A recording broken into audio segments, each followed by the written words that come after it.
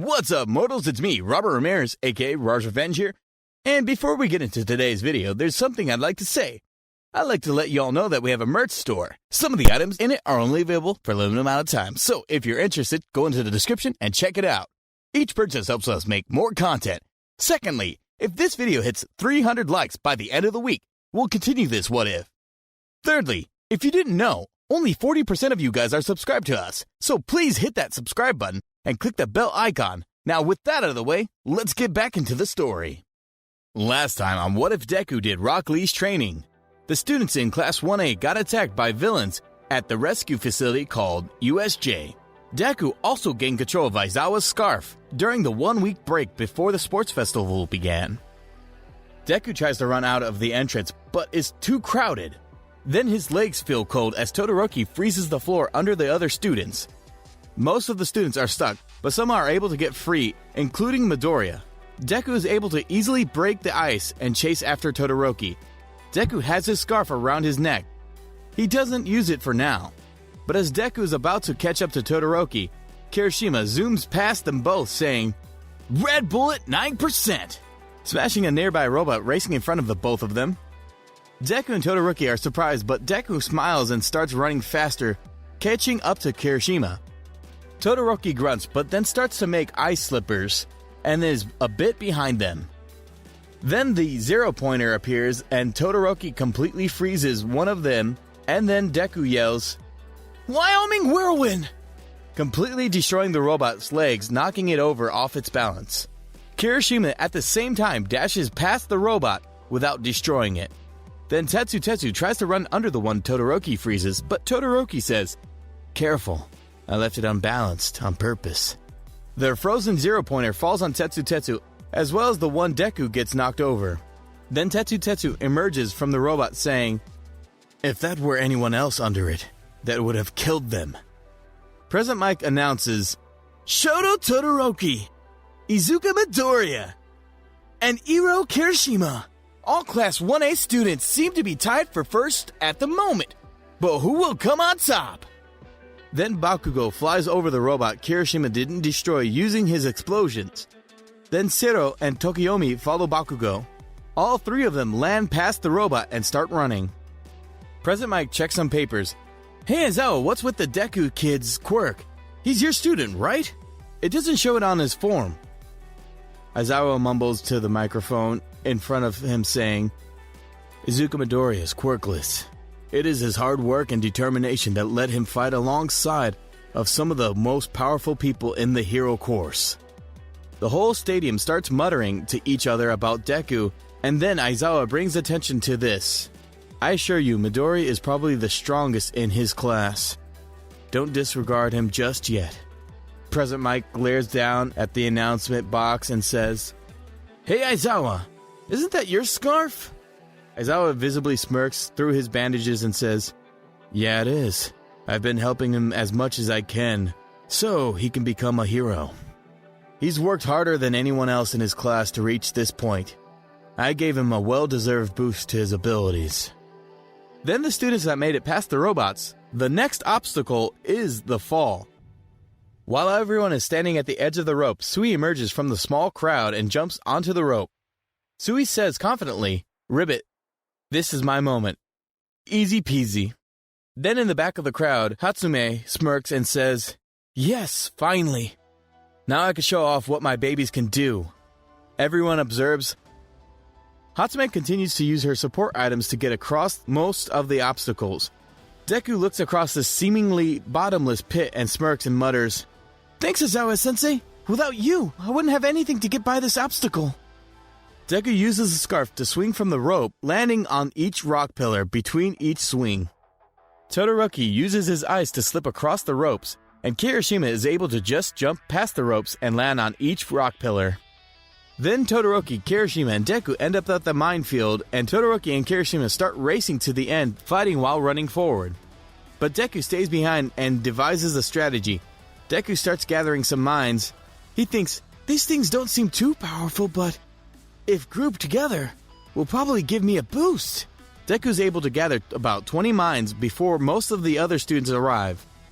Deku backs up and then jumps on the pile of mines feet first, propelling him into the air. Present Mike says, "Those mines aren't supposed to be that powerful." Deku starts flying towards Todoroki and Kirishima. As he loses momentum, Todoroki and Kirishima stop fighting and start chasing him at a rapid speed, completely forgetting the other. Todoroki putting his ice over the mines and Kirishima stepping over mines at high speeds. Bakugo starts flying in quickly, catches up to the three. Bakugo catches up with Todoroki and Kirishima, being right next to them. Deku is falling and ends up right above the three of them. Thinking quick, he uses his scarf to put all of their faces into the ground, activating 3 to 4 mines, sending them back a bit. Deku starts running past the minefield, looking at the exit. Todoroki starts sliding on his ice, as Kirishima is a few feet in front of him. Deku emerges from the exit into the stadium as the crowd goes wild. Aizawa chuckles and says, "Told you." Deku places first, Kirishima second, Todoroki third, and Bakugo in fourth. The rest of the scores are the same. The students make it back to the center of the stadium to listen to Midnight. She says, the second event will be a cavalry battle. Those from the top suffer. The higher you place, the more points you're worth. Izuku Midoriya, your worth is 10 million points. Everyone stares Deku down with the death glare, preparing to steal his 10 million points. Midnight continues, "You have 15 to build your team. Start!" Deku starts looking around to find teammates but finds no one. Then Kirishima and Ojiro approach him. Kirishima says, "I think I want to team up with the manliest person here," as he smirks. Ojiro waves at Deku and says, "We haven't been able to talk very much, Izuka. But want to work together?" Deku smiles and says, "All right, we're going to need one more person." Deku looks around before Uraraka runs over to the three of them and says, "Hey, it's best to stay with your friends, right? Might as well team up with you, Deku." Deku says, "All right, we have a team. Now to figure out a plan." Deku and the others devise a plan to use Kirishima's hardening and the red bullet to move around quickly and block frontal attacks.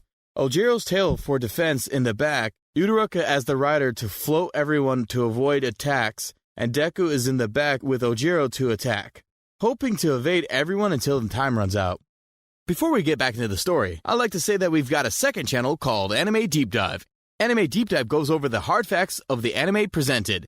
Now, in case you guys didn't know, we have a third channel too called Anime Theory. Anime Theory mainly focuses on large variety of mind-boggling anime theories. If you're interested in content like this, please go check out the description down below or click the icon in the top right corner. Now, with that out of the way, let's get back into the story. Midnight says, "Now it's about time to get started. Start!" Immediately, everyone starts ganging up on them and backing them into a corner. Deku just smirks and tells his teammates, "Don't move just yet. I have a plan." Deku waits until everyone gets close, and he says, "Uraraka, float us!" Uraraka proceeds to float everyone on their team. They float over the enemy teams, evading their capture.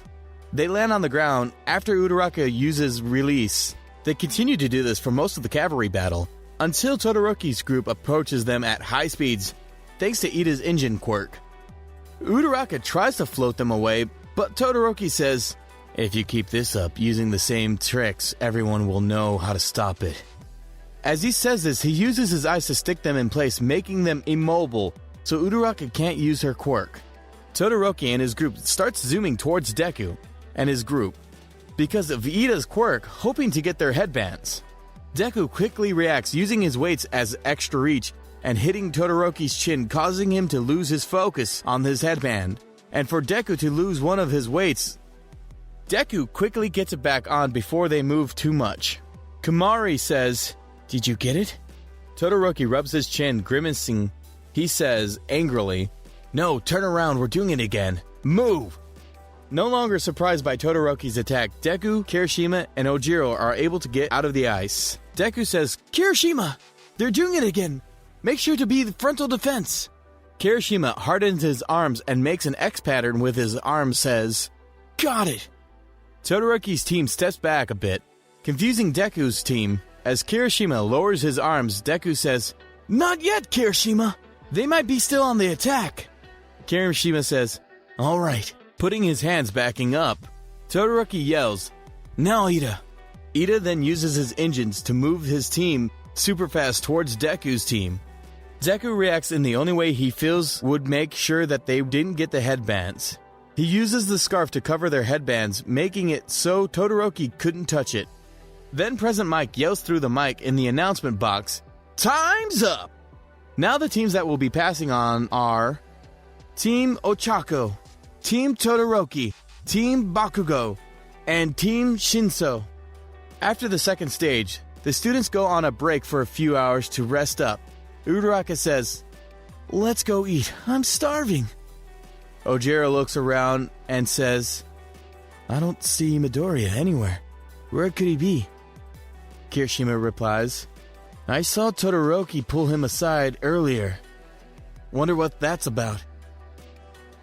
Over at the hallway nearby everyone else, Todoroki asks Deku, "You have a quirk, don't you?" Todoroki rubs his chin. "That's more dangerous than any quirkless person could do." "Just what is your quirk?" Deku bursts out laughing, falling to the floor. He gets up saying, "Sorry, I'm indeed quirkless. Nothing else about it. I have no enchantment powers, no quirks at all." Todoroki says, "I'm still suspicious. I'll be watching you, Midoriya." "Before I go, Midoriya, have you ever heard of quirk marriages?" Deku replies, "No, I haven't. Why?" Todoroki says, "As you know, my old man is Endeavor. Or, I'd like to call him a scumbag. He married my mom, so one of his kids would have a mix of their quirk. My brothers and sisters didn't, but I did. A perfect combination of fire and ice. My grandparents sold my mom away like an object to my father because he had so much money." Todoroki grunts and says, "I will never use my fire side in spite of my father. I don't know why, but I feel like I need to tell you this." Deku stands still as Todoroki walks out. Bakugo hides behind a wall, hearing the whole thing. Present Mike announces, "Now first year lunch is over. Please return to the stadium to figure out what the final game is." The students gather at the stadium and wait for the next game to be announced. Present Mike yells, "Now students, you'll be doing, drum roll please, 1v1 battles." Next time on What If Deku Did Rock Lee's Training, the students will be doing 1v1 battles. The first round will be a mysterious Shinso against Deku, the quirkless powerhouse. Thank you all for watching the video to the end. Now there are a few more things I'd like to go over before the video ends. On behalf of We the Celestials, I'd like to thank the writers for this video, as well as the editors for this video. Their details will be in the description down below. If you're a voice actor, editor, or writer, or you're interested in becoming one of those, go to the Discord that is in the description of this video and hit up one of the heads of those areas. We're always looking for more members to join us.